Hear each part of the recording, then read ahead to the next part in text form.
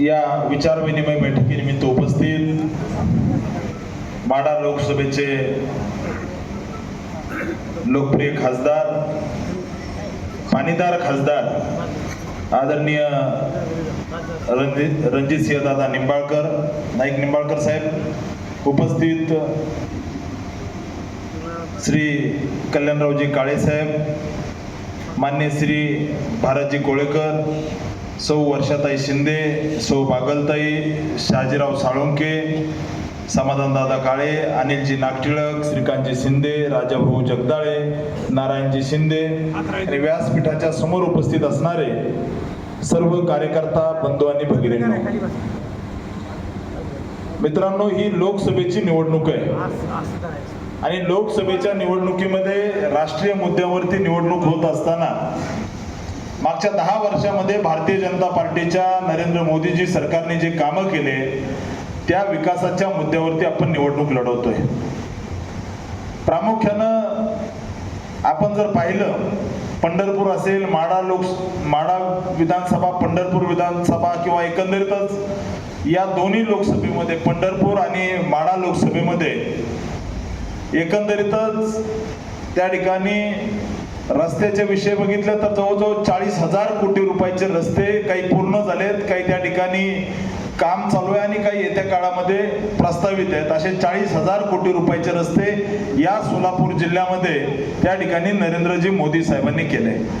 या पंढरपूरलाच येणारे जे काही पालखी मार्ग आहेत, आळंदीकडून येणारा माऊलीचा पालखी मार्ग असतो, तुकाराम महाराजांचा पालखी मार्ग असो, सोलापूरमध्ये जाताना आपण मंगळवेढ्यावरून सोलापूर जाणारा रस्ता असतो, सोलापूर अक्कलकोट, सोलापूर सांगली, सोलापूर संभाजीनगर, सोलापूर विजापूर, सोलापूर हैदराबाद आणि असे अनेक मार्ग येत्या काळामध्ये शक्तीपीठ मार्ग असेल, येत्या काळामध्ये चेन्नई सुरत मार्ग असेल.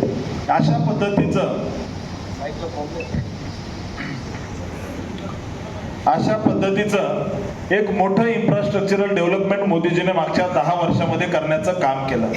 मोदीजीने काय केलं तर मोदीजीने सामान्य जनतेच्या जीवनामध्ये परिवर्तन आणण्यासाठी, गोरगरीब जनतेच्या कल्याणासाठी वेगवेगळ्या योजना आणल्या आणि त्या प्रभावीपणे राबवल्या. प्रामुख्यानं तर सांगायचं झालं तर या सोलापूर जिल्ह्यामध्ये 2 लाख परिवारामध्ये उज्ज्वला गॅस योजनेच्या माध्यमातून गॅस दिले. हजारो शेतकऱ्यांना थेट 6,000 रुपये खात्यावर देण्याचं काम केलं. हे मोदी साहेबांनी मागच्या त्या ठिकाणी 10 वर्षामध्ये केलं. आपण जर 2014च्या काळामध्ये गेलो तर शेती विषयातलं ॲग्रिकल्चरल बजेट पूर्ण देशाचं 25,000 कोटी रुपये होतं काँग्रेस सरकारच्या काळामध्ये. 2014च्या पूर्वीच्या सरकारमध्ये, काँग्रेसच्या सरकारच्या काळामध्ये ॲग्रिकल्चरल बजेट जे शेतकऱ्यांवरती खर्च होणारे पैसे आहेत याच्यासाठी काँग्रेस सरकारच्या काळामध्ये 25,000 कोटी रुपयाची तरतूद त्या ठिकाणी केंद्र सरकारमध्ये शेतकऱ्यांच्या बजेटमध्ये असायची. मोदी सरकारचं आजचं बजेट जर पाहिलं तर 1,25,000 कोटी रुपये म्हणजे जवळजवळ 5 पटीने त्या ठिकाणी शेतकऱ्यांचं बजेट मोदी साहेबांनी मागच्या 10 वर्षामध्ये करण्याचं काम केलं. थेट शेतकऱ्याच्या खात्यावरती 58,000 कोटी रुपये ते किसान सन्मान योजनेच्या माध्यमातून शेतकऱ्याच्या खात्यावरती देण्याचं काम केलं. राजीव गांधी म्हणायचे की मी त्या ठिकाणी जर केंद्रातून 1 रुपया सोडला तर सामान्य जनतेपर्यंत फक्त 15 पैसे जातात, परंतु आज त्या ठिकाणी मोदीजी दिल्लीतून बटन दाबतात, दिल्लीतून 6,000 रुपये पाठवतात, खाली शेतकऱ्याच्या खात्यावरती 6,000 रुपये जातात. मला कधी कधी विरोधकांचं हसायला येतं की मोदी साहेबांनी शेतकऱ्यांसाठी काय केलं असे जर प्रश्न विचारत असले तर मी माळशिरस तालुक्याचा आमदार आहे. आमच्या गावातले पिढ्यानपिढ्या आमच्या तालुक्यातले 22 गावं हे दुष्काळी होते, परंतु 937 कोटी रुपयाची योजना त्या ठिकाणी खासदार साहेबांनी मोदीजींच्या माध्यमातून मंजूर केली आणि 937 कोटी रुपयाचं त्या ठिकाणी नीरा देवधरचं एक टेंडर काढलं. हे 22 पैकी 22 गावं, दुष्काळी गावं त्या ठिकाणी पाण्याखाली येणार आहेत. असे अनेक मोठमोठे प्रोजेक्ट करण्याचं काम मोदीजीने मागच्या 10 वर्षात केलं. त्यामुळे निश्चित मी आपल्याला विश्वासाने सांगतो, परवा दिवशी मी खासदार साहेब मोहोळ तालुक्यातल्या एका गावामध्ये गेलो आणि त्या ठिकाणी अचानक एक आजी समोर आल्या. त्यांनी सांगितलं की काही वर्षापूर्वी माझा मुलाचा मृत्यू झाला, परंतु मी तुमच्याकडे आले, माझ्या हातात त्यांनी एक 100 रुपयाची नोट दिली आणि मला सांगितलं की ही नोट तुम्हाला राहू द्या, तुम्ही मोदीजींकडून आलाय. म्हणलं राहू द्या, याची आज आवश्यकता नाही आजी. ते म्हटले नाही, तुम्ही मोदीजींकडून आलाय. ज्या मोदीजींनी आम्हाला राहायला घर नव्हतं, माझे पती म्हणजे आमच्या घरच्यांचं वय झालंय म्हणे आणि मलाही त्या ठिकाणी काम होत नाही, आम्हाला राहायला घर नव्हतं, मोदीजींनी घर दिलं प्रधानमंत्री आवास योजनेतून. माझं वय झालं, मी हंड्याने पाणी आणू शकत नाही, आमच्या गावामध्ये त्या ठिकाणी पाण्याची योजना दिली, आता डायरेक्ट आमच्या घरामध्ये नळाला पाणी येत आहे. इतकंच करून मोदीजी थांबले नाही, मी माझ्या डोक्यावरती सरपण आणू शकत नाही, लाकडं आणू शकत नाही चुलीला, म्हणून मोदीजीने मला गॅस दिला. त्या पलीकडे जाऊन मोदीजींनी माझा त्या ठिकाणी मानधन वाढवलं, जे की वेगवेगळ्या योजनांसाठी, श्रावणबाळ असेल किंवा याच्यासाठी योजनांसाठी जे मानधन असतं ते वाढवलं. आम्हाला 1.5 एकर शेती आहे म्हणे, त्याचे मला वर्षाला 6,000 रुपये भेटतात. हे सगळं मोदीजींनी केलं. त्या आजींच्या डोळ्यामध्ये पाणी होतं, हे बघून मला समाधान वाटलं. मी त्या पक्षाचा कार्यकर्ता म्हणून मला अभिमान वाटला.